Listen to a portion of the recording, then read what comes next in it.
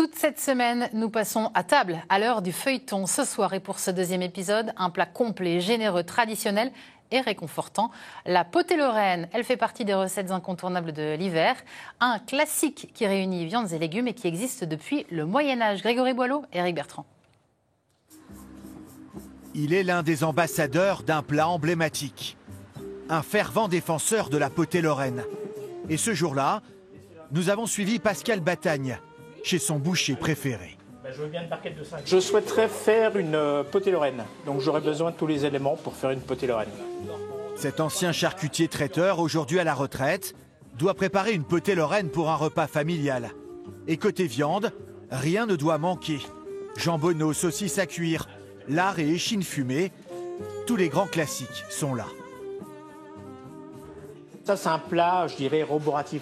Ce qu'on appelle des plats un peu uniques, où on va consommer le plat sans prendre d'apéritif quelque chose. On va directement passer à l'opulence de la potée. La viande et les légumes, bien sûr.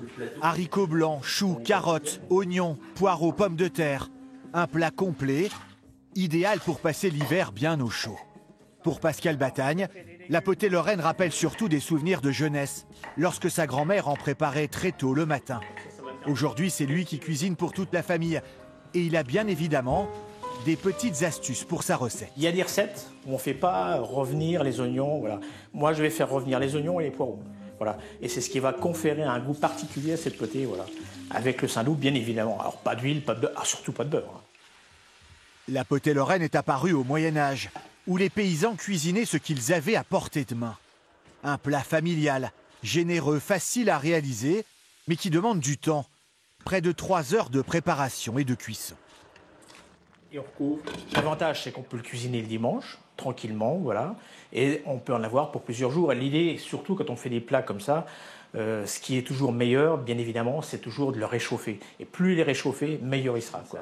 Et c'est quelque chose qui peut être aussi, qui est pas mal quand on a des enfants à la maison. On peut leur faire éplucher les légumes, tout ça, et les initier un peu à la cuisine. C'est important quand même, hein, de redonner aux enfants le goût du bien manger, du bien-être. Et voici la potée.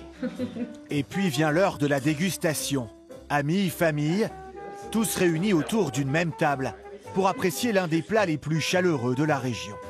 Ce soir-là, la potée lorraine de Pascal est encore une fois un triomphe absolu. C'est un plat convivial et qui se suffit à lui-même. Pas besoin d'une entrée, de choses... voilà, c'est le plat du dimanche d'antan. Un moment toujours aussi convivial, donc à table, où on partage, on échange, hein, et puis on s'échange aussi les recettes, parce que voilà, hein, chaque personne a sa façon de faire sa potée. Respecter la recette d'origine, mais y ajouter parfois un peu de fantaisie. C'est ce qui a motivé il y a 55 ans 3 bouchers de Saint-Nicolas-de-Port, qui ont inventé la potée portoise. Sa particularité, on y ajoute des haricots rouges et de la crème fraîche. C'est quelque chose de respectueux, tout. Il y a combien de recettes qui varient de ça à ça, de pas grand-chose, hein, de toute façon. Hein, bon, pour un petit peu la différencier, c'est une particularité. Hein, voilà, et c'est bon, c'est bien plus digeste comme ça, à mon avis. Voilà, ah, d'accord. Une recette qui a depuis trouvé son public. Cette boucherie-charcuterie en prépare tous les jours. Ça lui a apporté encore quelque chose de plus généreux, de plus moelleux avec la crème, et bien sûr. Et c'est encore plus simple à partager pour vous les soirées d'hiver, ou les dimanches, ou même toute la semaine. Un plat devenu une référence à Saint-Nicolas-de-Port. La potée portoise a même une confrérie, une fête annuelle et un slogan percutant. Avec bonne potée, jamais faim n'avait. Voilà.